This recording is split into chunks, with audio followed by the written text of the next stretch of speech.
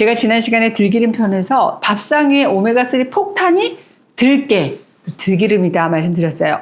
오메가3 폭탄? 혈관 청소부구나.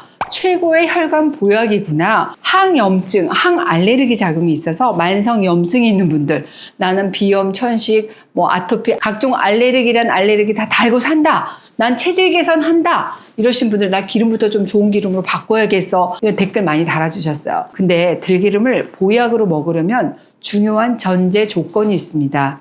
그냥 들기름 말고, 그냥 나 생들기름 먹는데 말고 냉압착 생들기름이어야 된다는 겁니다. 가끔 보면 생들기름이라고 하면서 저온압착, 전통압착, 저온 추출압착, 생압착, 냉압착이라는 표현 안 하고 그 외의 표현들을 쓴 것들이 있는데 이건 공식 용어가 아니고 출처 없는 좀 애매한 명칭이에요. 국제적인 기준은 냉압착이냐 고온압착이냐 밖에 없습니다. 제가 들기름 영상에서 우리나라 들기름이 하버드 의대에서 만성염증에 좋다고 건강한 기름 먹으라 하고 추천했던 올리브유, 아마씨유, 호두오일하고 우리나라 들기름 비교 분석해 드리면서 모든 면에서 이 들기름이 1등이다. 다중 불포화 지방산의 함량도 1등. 그중에서 오메가3 대 6의 비율도 제일 높아요. 1등. 최우수상이 바로 들기름이다. 이렇게 팩트 체크 해드렸더니 많은 분들이 들기름을 알았고 이제 참깨하고 참기름도 궁금하다. 나 제대로 알고 먹고 싶다. 이런 요청 많았거든요. 오늘 알려드릴게요. 참깨는 일단 맛있고 영양학적인 이점 많습니다. 딱 두 가지로만 요약해드릴게요. 첫 번째, 원기 회복, 활력 충전에 좋습니다. 한마디로 보약이구나. 네, 이집트의 파라오가 즐겨 먹었고 그리스 로마 병사들 튼튼해야 되잖아요. 후식으로 참깨를 즐겼다는 기록이 있습니다. 노인 건강에도 참깨만 한 게 없어요. 참깨의 본초 양명이 호마자거든요. 근데 효마자다라는 이명이 있어요. 효도 효자. 자식보다 좋다는 거구나. 맞습니다. 그래서 노인 건강에 좋습니다. 참깨, 들깨 이런 씨들 있잖아. 씨앗은 어떤 특징이 있냐? 공통적으로 몸을 보호합니다. 씨라고 하는 건 생명력, 종족 유지의 핵심이잖아요. 씨앗, 이 생명력을 가지고 있고 모든 유전 정보가 이 씨앗 안에 들어있고 영양분인 종자유를 가지고 있어요. 제가 채널 H에서 연자육이 뭐냐? 연꽃의 씨예요. 우리가 연근도 먹잖아요. 연근, 연자육 다 이게 약으로 쓰이고 있거든요. 특별히 연꽃의 씨, 연자육은 평소 심장병을 앓아왔던 성종의 심장병 치료제로도 사용되겠다는 그런 기록이 있을 정도로 왕의 병을 치료하는 귀한 약재로 많이 쓰였어요. 주로 화병이 오래돼서 몸도 약해지고 마음도 허전한 분들한테 쓸 수 있는 정말 좋은 보약이 연자육. 실제로도 이 보약 처방으로 많이 처방이 됩니다. 얼마나 생명력이 강하냐. 진흙 속에서도 꽃을 피울 정도예요. 이 연자육은 3000년이 지나도 싹을 틔울 수 있다는 말이 있습니다. 참깨도 마찬가지입니다. 중국 남조시대의 학자 도은경은 신선은 참깨로 밥을 지어 먹기 때문에 죽지 않고 오래 산다라는 그런 기록을 남겼어요. 우리나라 조선 후기에 쓰여진 경세유표라는 책에도 참깨는 신선히 먹는다는 선약에 가까운 식품이다라는 기록이 있을 정도로 참깨가 보약처럼 원기 회복, 스태미너 충전에 좋구나. 맞습니다. 참깨 많이 드세요. 두 번째, 몸을 녹슬지 않게 해요. 혈관을 건강하게 해요. 주목해야 될 참깨의 성분이 있습니다. 바로 리그난, 강력한 항산화 물질이에요. 항산화가 뭘까요?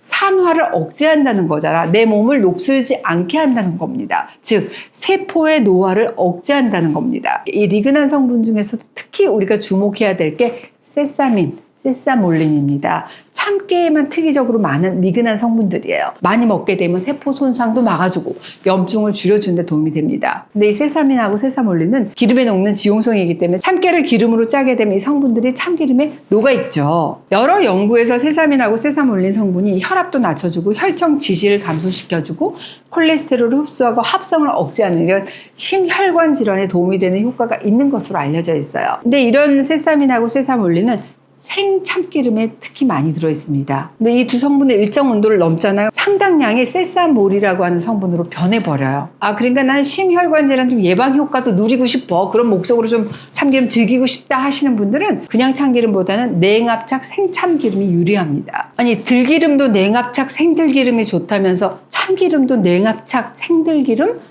그건 좀 생소하다 하실 텐데 기름을 짤 때 정말 중요한 게 뭔지 아세요? 바로 온도입니다. 제가 들기름 편에서도 들기름은 예민한 기름이기 때문에 절대로 온도를 높이면 안 된다. 들깨를 이렇게 볶아갖고 들기름을 짜잖아요. 그건 이미 많은 오메가3가 무서운 과산화지질로 산패버릴 수 있는 위험성이 있다는 말씀 드렸죠. 그래서 온도가 정말 중요한데 그래서 냉압착 생들기름을 강조했습니다. 마찬가지예요. 냉압착 생참기름은 우리가 흔히 생각하는 참깨를 볶아가지고 고온으로 압착해서 짜는 게 아니라 볶지 않은 참깨를 낮은 온도에서 짜낸 참기름을 말합니다. 그러니까 냉압착하고 고온압착의 국제적인 기준이 49도 이하에서 짜는 건 냉압착, 이상에서 짜는 거는 고온압착이다 얘기를 합니다. 이게 우리가 알고 있는 전통 방식들 기름이에요. 볶거나 찌는 과정을 거쳐서 압착하는데 이렇게 짠 기름은 보통 이렇게 색깔을 보면 갈색, 짙은 갈색을 띠고 맛을 굉장히 고소하죠. 하지만 열을 가했잖아. 열을 과하는 과정에서 영양 성분이 파괴될 가능성이 있고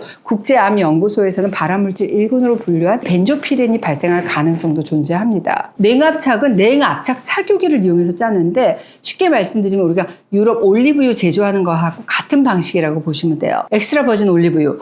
볶거나 찌지 않고 짜기 때문에 기름 색깔을 보면 진하지 않아요. 맑은 노란색을 띠고 맛을 보면 고소한 이 고온압착 방식보다는 조금 덜한 편입니다. 열을 가하지 않고 짜기 때문에 영양 성분은 살아있어요. 벤조피렌 발생 가능성은 없겠죠.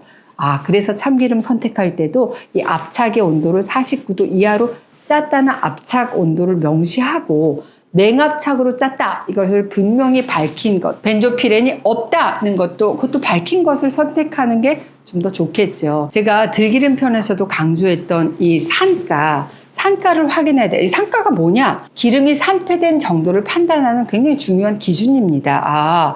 산패됐는지 안 됐는지 그걸 판단하는 기준이구나. 식약처 들기름의 산가 기준은 5.0, 참기름의 산가는 4.0 아래여야 된다 이렇게 규정을 하고 있습니다. 산가가 낮을수록 네 맞아요. 신선한 기름이다. 참고로 유럽의 엑스트라 버진 올리브유의 산가가 0.8이에요. 해밀리에서 만든 냉압착 생들기름의 산가가 0.33. 식약처 기준은 5.0 미만이면 되는데 0.33입니다 라고 말씀드렸더니 댓글로 정말 많은 분들이 진짜냐 이거 정말 경이적으로 낮은 거네 놀라워하셨어요. 어떤 분들은 그 영상의 댓글로 김 박사는 기름에 진심이시네요. 네 맞습니다. 제가 기름에 대해서 좀 까다롭고 근데 사실 들기름, 밥상 위에 오메가3 폭탄, 혈관 보약이잖아요. 참기름? 내 몸을 안 녹슬게 하고 원기회복에 좋은 거잖아요. 그리고 또 많이 사용하는 기름들이잖아요. 잘만 사용하게 되면 내 몸을 맑고 건강하게 하는데 이만큼 좋은 게 없습니다. 우리나라의 들기름은 올리브유나 아보카도처럼 세계적인 규모로 형성된 큰 시장이 아니기 때문에 기준이 명확하게 서 있지는 않습니다. 그래서 저는 이렇게 좀 자랑스럽고 최고인 건강식인 우리나라 들기름, 우리나라 참기름에 이렇게 확실한 기준을 만들기 위해서 좀 노력을 하는 거고 이 참기름에도 사실 엑스트라 버진 이렇게 표기를 하려고 노력을 많이 했거든요. 근데 그런 사례가 없다고 해서 식약처에서 사용하지 말라고 해서 결국 표기는 못했습니다. 엑스트라 버진이라는. 보통 우리가 참기름을 냉압착 방식으로 안 하고 더구나 딱 한 번만 짜내는 것은 아깝다. 그래서 여러 번 막 짜잖아요. 그렇게들 안 합니다. 제가 참기름 고르는 법 설명한 그 영상에서 저가의 참기름은 어떻게 수입 참깨 가루를 높은 온도로 볶아서 짜낸 것이다 라는 말씀 드렸습니다. 국산 통참깨를 냉압착으로 딱 한 번만 짜낸 참기름은 색깔을 보면 안 진해요. 맑아요. 그리고 이 기름 짜고 남은 깻묵 색깔을 보면 달라요. 49도 이하로 딱 한 번만 깨를 짜내고 남은 깻묵 색깔은 어때요? 뽀얀색입니다. 근데 반면에 수입 참깨가루로 짠 거, 고온에서 짠 거, 여러 번 짠 것은 깻묵 색깔이 이런 색깔이 아니라 진한 색깔이에요. 향이 맑고 우아하다. 고소한 향이 온 방 안에 퍼진다. 이렇게 느끼실 거예요. 저는 우리나라 이 좋은 참기름에 엑스트라 버진 표시를 할 수 있도록 계속 노력할 계획을 갖고 있어요. 아니 그럼 참깨를 그냥 기름 말고 통으로 먹는 게 낫지 않나요? 통째로? 하시는 분들도 계실 텐데 통 참깨 상태로 먹잖아요. 그럼 장내 세균이나 소화액으로 처리가 안 돼서 분해가 안 돼요. 한마디로 대변을 보면 참깨똥, 깨가 다 박혀 있습니다. 그대로 다 나와버려요. 수박씨도 그렇고 참깨도 그렇고 삼키면 소화 안 된 채도 그대로 나오거든요. 왜? 자신을 보호하기 위해서 코팅 처리를 해놓았기 때문입니다. 따라서 참깨 본연의 상태로 먹겠다. 그럼 갈아서 드시는 거 추천드리고 그 좋은 지용성 리그난 성분을 다 먹고 싶다. 그러면 49도 이하에서 짠 냉압착 생참기름으로 드시는 것도 좋을 것 같습니다. 오늘은 참깨 효능 그리고 좋은 참기름 고르는 방법에 대해서도 알려드렸어요. 내 가족이 먹을 건데 좀 깐깐하게 살펴보고 고르는 게 좋겠죠. 오늘도 채널 H와 함께 해밀리 하세요.